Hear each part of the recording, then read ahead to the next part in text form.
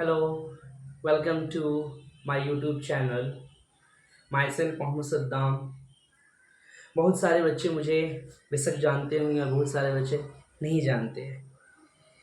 मेरा मकसद YouTube चलाने का ये है कि बहुत सारे बच्चे जो मेरे कोचिंग इंस्टीट्यूट पे नहीं आ पा रहे हैं या बहुत सारे ऐसे बच्चे जो नहीं पढ़ पा रहे हैं मुझसे, तो उन बच्चों के लिए ये YouTube चैनल को बनाया गया है, जिसके मकसद सिर्फ ये है कि आसान तरीके से बच्चे को मैथ सिखाया जाए। जैसा कि आज का क्लास जो पढ़ाने वाले हैं वो है फैक्टराइजेशन। जनरली ये टॉपिक ऐसा है जो 7, 8, 9, 10 ये चारों क्लास के बच्चों के लिए इम्पॉर्टेंट है। पहला क्वेश्चन आपके सामने है कि फैक्टराइज करना है। जैसे कि ये जो टॉपिक है पहला, जो ये प्लस वाला सबसे आसान सा टॉपिक है, तो इस क्वेश्चन को सॉल्व करने के लिए पहले ये करना होगा कि हम लोगों को ये देखना है कि यहाँ पे 18 है और प्लस करके 9 लाना है। तो सबसे पहला ये है कि मुझे 18 का एलसीएम लेना है इस तरह से कि उस नंबर को मल्टीप्लाई करने से 18 आ जाए और उसी नंबर को ऐड करने से 9 आ जाए। तो जैसा कि अगर हम यहाँ रफ में एलसीएम लेते हैं 18 का एलसीएम अगर 3 से ले जाते हैं तो 3 6 जा 18। ओके, और अगर हम उसको और भी आगे ले जाना चाहेंगे तो 3 2 जा 6। जैसे कि अगर हम देख रहे हैं कि 3 3 जा 9, 9 2 जा 18, 9 2 जा 18 तो हो जाएगा, लेकिन 9 में 2 ऐड करने से 11 आ जाएगा। तो 11 तो लाना नहीं है, लाना कितना है 9। तो उसे और कोई रास्ता अपनाना होगा। तो ऐसा अगर किया जाए कि 3 2 जा 6, 6 3 जा 18 और 6 में 3 ऐड करने से 9 हो जाएगा। तो हम लोग क्या करेंगे, एक्स स्क्वायर प्लस यहाँ पे लिख देते हैं 6 प्लस 3x प्लस 18। और मोस्ट इम्पॉर्टेंट बात यह है कि जब भी इस तरह का फैक्टराइजेशन रहे तो इधर का साइन को देखना जरूरी है। अगर ये प्लस है तो मतलब जोड़कर लाना है, अगर माइनस है तो मतलब घटा कर लाना है।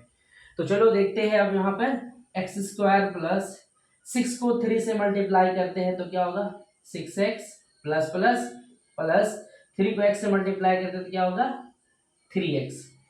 ठीक है, अब यहाँ पर क्या हो गया 18। अब देखना है कि मुझे इसे 2 टर्म में बांट देना, मतलब ये मेरा पहला टर्म है, ये मेरा दूसरा टर्म है। तो पहले मुझे देखना है कि इन दोनों नंबर में क्या कॉमन लिया जा सकता है। तो आई थिंक देखने से तो लग रहा है कि x इसमें भी है और x इसमें भी है। तो x अगर कॉमन ले लेते हैं तो क्या बचेगा x प्लस 6 प्लस, अब देखना है मुझे इन दोनों नंबर में कॉमन लेने के बारे में। तो देखना ये है कि सबसे पहला चीज, जब भी तुम किसी भी तरह का फैक्टराइजेशन बनाओ तो फैक्टराइजेशन में 2 नंबर सेम कॉमन आना चाहिए। तो मेरा जैसे कि यहाँ पे x आया है तो यहाँ पर भी x आना चाहिए। तो सोचो कि x में से यहाँ क्या निकालने से x आ जाए, तो मतलब 3 तो कॉमन लेना होगा। जब 3 कॉमन ले लेंगे तो यहाँ x प्लस 3 का टेबल में 18 कितना बार में आता है 6 बार में, 3 6 18। तो ये चीज को ध्यान रखना है कि ये मेरा कॉमन सेम आना चाहिए। ओके, अब हम लोग देखते हैं कि x प्लस 6 यहाँ पे कॉमन हो गया। अब क्या बचा x प्लस 3। तो ये जैसे कि पहला क्वेश्चन है, आई थिंक सबको समझ में आ रहा होगा, या फिर जो देख रहे हैं जो देखने वाले हैं उसे भी समझ में आएगा। इस तरह का दूसरा क्वेश्चन भी आपको बताया जाएगा।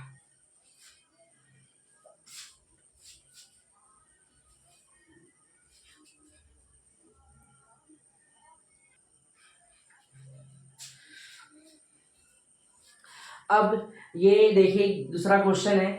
जैसा कि पहला क्वेश्चन था दोनों साइड में प्लस था, अब यहाँ पे क्या है कि ये साइड में माइनस है। मतलब मुझे एक ऐसा नंबर को सिलेक्ट करना है जिसे मल्टीप्लाई करके 24 आना चाहिए और घटाने से 5 आना चाहिए। तो अगर हम लोग मान लेते हैं कि इसको एलसीएम ले 24 का, तो मान लो 2 का टेबल से लेकर जाएंगे तो 2 1 जा 2 2 जा 4, क्लियर।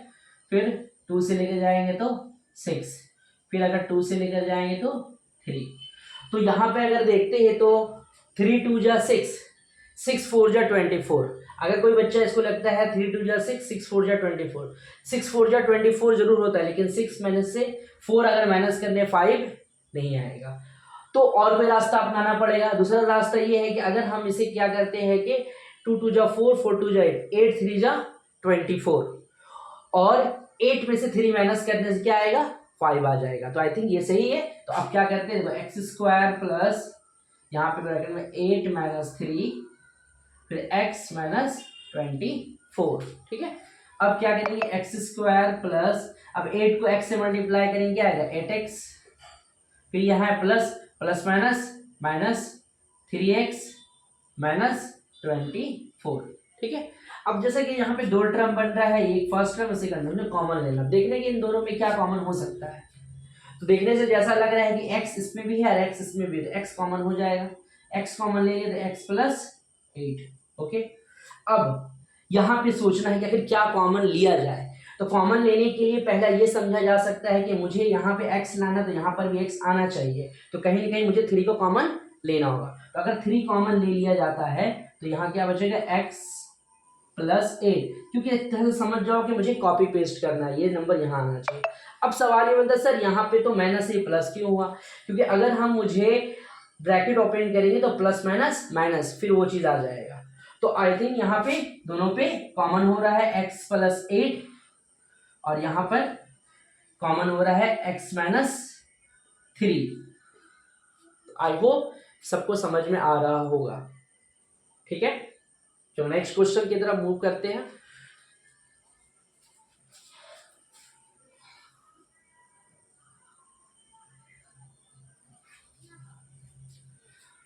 अब जैसा कि देखते हैं हम लोग यहाँ पे एक तीसरा टाइप का क्वेश्चन है। अब तक में हम लोगों ने देखा कि एक क्वेश्चन एक प्लस वाला था, एक दूसरा क्वेश्चन है माइनस वाला। अब तीसरा टाइप ये है कि यहाँ पे कोई एक्स स्क्वायर के साथ पहले उसका कोएफिशिएंट 1 था। अब जैसे कि एक्स स्क्वायर के साथ जो नंबर मल्टीप्लाई है 21। अब इस तरह का क्वेश्चन के लिए क्या करना होगा, तो सबसे पहला ये करना होगा कि 21 को 6 से मल्टीप्लाई करना होगा। तो 21 को 6 से करेंगे तो 21 6 थिंक 126। तो अब समझ लेंगे यहाँ पे मेरा ये 6 नहीं बल्कि 126 हो चुका है। तो मुझे ऐसा नंबर सिलेक्ट करना है जिसको मल्टीप्लाई करने से क्या आना चाहिए 126 और माइनस करके आना चाहिए 5। तो चलो इसके लिए पहले क्या करते हैं हम लोग, एज यूजुअल एलसीएम लिया जाए। तो एलसीएम अगर लेते हैं, अगर 2 से किया जाए तो 2 6 जा 12, 2 3 जा 6। फिर अगर हम लोग मान लेते 3 से लिया जाए तो 3 2 जा 6, 3 1 जा 3, और अगर 3 से लिया जाए तो 3 7 जा 21, ठीक है। अब देखते हैं कि पहले कोई बच्चा इस तरह से किया जाएगा कि अगर मान लेते कोई ऐसा करता है 3 2 जा 6, 7 3 जा 21, तो 21 6 जा मल्टीप्लाई करेंगे तो 126 आ जा रहा है, लेकिन 21 में से अगर 6 को घटाएंगे तो 5 नहीं आ रहा। तो फिर कोई और रास्ता देखना होगा। अगर हम लोग इसे मल्टीप्लाई करते हैं 7 2 जा 14 एंड 3 3 जा 9, तो 14 इंटू 9 14 9 जा हो जाता है 126, एंड अगर इसको घटाएंगे तो 14 माइनस 9 करने से आ जाएगा 5। तो हम लोग समझ सकते हैं कि ये 14 माइनस 9 करने से ये फैक्टराइज हो जाएगा। तो चलो अब वही करते हैं 21 एक्स स्क्वायर प्लस, अब यहाँ पे लिखते हैं 14 माइनस 9 और एक्स माइनस 6, ठीक है। अब 21 एक्स स्क्वायर प्लस 14 को अगर x से मल्टीप्लाई करते हैं तो क्या आएगा 14x, ठीक है, एंड प्लस माइनस माइनस 9 को x से मल्टीप्लाई करेंगे क्या आएगा 9x माइनस 6, ठीक है। अब मुझे यहाँ पे दो टर्म जैसा कि होता है, अब हम लोगों को यहाँ पे कॉमन लेना है। तो कॉमन लेने के लिए सबसे पहले ये देखना है कि किसके टेबल में ये 21 भी आता है और 14 भी आता है, तो 7 का टेबल में, और x तो दोनों में कॉमन है, तो मतलब 7x अगर कॉमन ले लेते हैं तो यहाँ पे बचेगा 7 का टेबल में 21 3 बार में, तो यहाँ हो गया 3x प्लस 7 के टेबल में 14 2 बार में, तो यहाँ पर हो गया 2, ओके। अब यहाँ पे ध्यान देना है, मुझे ऐसा नंबर कॉमन लिया जाए कि कॉमन लेने से ये टर्म आना चाहिए। तो देखते हैं यहाँ पे 9 और 6 है, तो 3 का टेबल देखने से ये समझ में आ रहा है कि 3 का टेबल में 9 भी आता है और 6 भी आता है। तो अगर 3 कॉमन ले लेते हैं तो यहाँ हो जाएगा 3 3 जा 9x और यहाँ पर प्लस हो जाएगा क्योंकि ब्रैकेट क्लोज कर रहे हैं, 3 2 जा 6। ठीक है, अब 2 नंबर कॉमन हो गया, 3x प्लस 2 और यहाँ पे क्या आ गया 7x माइनस 3। तो ये हम लोग का फैक्टराइज हो गया। तो फैक्टराइज हम लोगों ने 3 टाइप्स का सीखा। पहला तो ये था कि बोथ में प्लस था, जैसे कि पहला क्वेश्चन में था, दूसरा क्वेश्चन में माइनस था और तीसरा क्वेश्चन में हम लोग देख रहे हैं कि ये x स्क्वायर से पहले भी कोई नंबर है। अब जो फैक्टराइज है ये जरूरी नहीं है कि ये तुम्हारा x स्क्वायर ही रहे, ये y स्क्वायर भी हो सकता है, z स्क्वायर भी हो सकता है। ठीक है, तो आई थिंक ये समझ में आ रहा होगा। इसी तरह से कई सारे वीडियोस रेगुलर इंशाल्लाह जरूर आएगा, वो रिगार्डिंग रहेगा जैसे रूट का टर्म में फैक्टराइज कैसे किया जाए। बहुत सारे बच्चे को ऐसा लगता है कि ये बहुत टफ है, लेकिन कोशिश किया जाएगा कि वो आसान से आसान तरीका से बताया जाए ताकि सब बच्चों को पसंद आएगा और सब बच्चा घर बैठे सीख पाएंगे। तो आज का वीडियो यहीं रहेगा, फिर मिलते हैं। ठीक है, गुड नाइट।